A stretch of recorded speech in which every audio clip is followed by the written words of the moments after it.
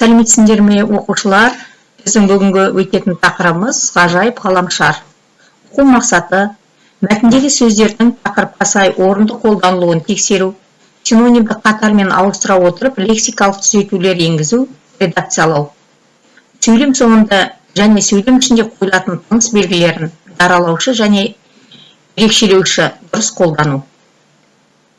Күтілетін нәтиже: оқушылар мәтіндегі сөздердің тақырыпқа сай орынды қолданылуын тексеріп, синонимді қатармен ауыстыра отырып лексикалық түзетулер енгізеді, сөйлем соңында және сөйлем ішінде қойылатын тыныс белгілерін даралаушы және ерекшелеуші дұрыс қолдана біледі. Тыңдалым мәтіні. Адам баласы жердің құрты сияқты әрекет етеді. Қаншама саналы, қаншама айлалы, қаншама ақылды болса да табиғаттың бар жерін түртіп үңгіп жатқаны. Мына өздері тіршілік етіп тұрған таудың асты да өзгеше бір қала. Мұның астында арнайы темір жол мен құбырлар арқылы түседі.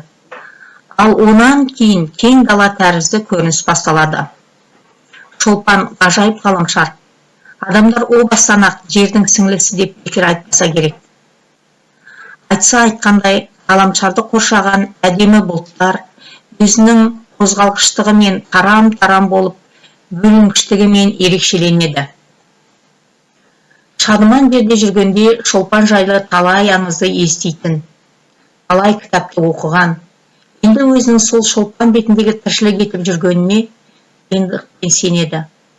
Ол қазір кең аллеяның бойымен келеді. Бұл Шадыманның күнделікті әдеті. Мұндағы уақыт жер ғаламшарымен бірдей, онда да Алматының уақыты. Әйтпесе мұнда таң атып батпайды. 240 тәулікте алмасатын тәулік күнді де жалықтырмасын. Бұл күнде жерде табиғаттың екі мезгілі өтеді. Күз болса, қыс келеді. Қыс болса, көктем, жаз болса, қайтадан күз келіп жатады. Сондай мезгіл мұнда қолмен жасалған. Аллея құмды дала, орманды дала, субтропикті аймақ, бәрі бар. Тек шектеулі орта. Әңгіме авторы Жүніс Сахиев. Сұрақ: Шолпан қандай ғаламшар? Екінші: Шолпан ғаламшарында табиғаттың қандай мерзімдері бар? Келесі тапсырма: мәтіндегі сөздердің тақырыпқа сай орынды қолданылуын тексеру, синонимдік қатармен ауыстыра отырып лексикалық түзетулер енгізу, редакциялаңдар және даралаушы, ерекшелеуші тыныс белгіні дұрыс қолданыңдар. Ол бала кезден аспан денелерінің құпиясына қызығатын. Обсерваториясы жоқ шалғайды ауылда еңбек етіп жүрген жігіт осындай қызықты романды қалай жазған? Мұндай кең құлашты шығарманы университет бітіргендер ғана жазады емес пе? Жазушы ғылыми фантастикалық шығармаларын кеңестік көшпенділері деп атаған. Бұл оның ғылыми фантастикаға ұлттық тақырыпқа келуі.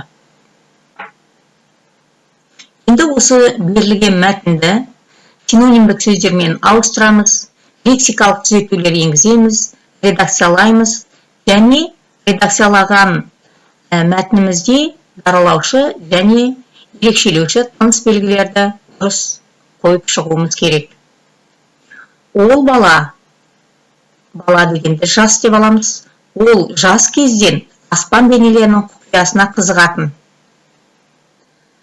Обсерваториясы жоқ шалғайды ауылда еңбек етіп жүрген жігіт дегенде бозбала деп ауыстырамыз. Еңбек етіп жүрген бозбала осындай қызықты романды шығарма деп ауыстырамыз. Осындай қызықты шығарманы қалай жазған? Мұндай кең құлашты шығарманы университет дегенде жоғарғы оқу орны деп ауыстырамыз.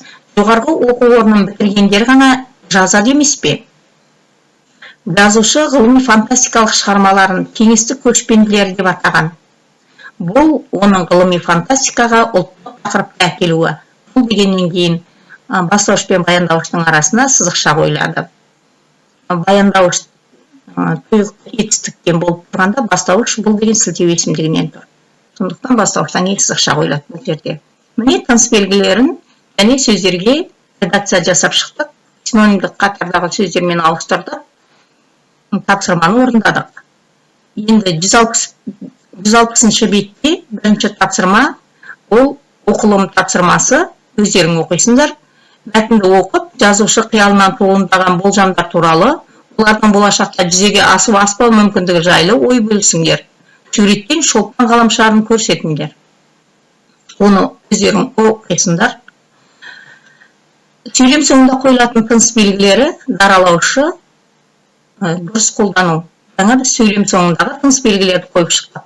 Яғни әдеби тіл нормасы тілдік қарым-қатынаста сөйлеушінің алдында бір мақсат қояды. Ол бір ақпаратты жеткізеді, немесе бір нәрсе жайлы сұрауды, біреуді іске қосуды мақсат етуі мүмкін. Сонымен бірге дәл сол сәтте өзінің көңіл күйін, сезімін де білдіре алады. Сөйлеушінің осы күйін жазуда тыныс белгілері арқылы бейнелейміз. Хабарлау мақсатында туындаған сөйлемнің соңында нүкте, сұраулы сөйлемнің соңында сұрау белгісі, ерекше көңіл күйді білдіретін сөйлемнің соңында еп белгісі қойылады. Мысалы, сен фантастикалық шығармаларды оқытуды ұнатасың ба? Әрине, жақында Жүніс Сахиевтің «Тіршілік ұясы» романын оқыдым. Жарайсың, мен Марстан шыққан жаңғырық романын оқығанмын. Міне осындай тыныс белгілері сөйлем соңында қойылады екен. Кері байланыстың тапсырмасы 161-ші бет, 4-ші тапсырма. Қосымша ақпарат көздерінен басқа ғаламшарда өмір болуы мүмкін бе деген сұраққа жауап іздеп көріңдер. Тапқан мәліметтерінде өз пікірлерімен толықтырыңдар. Кері байланыстың тапсырмасын орындағаннан кейін күнделік кезекте электрондық почтаға WhatsApp желісіне жіберуге болады.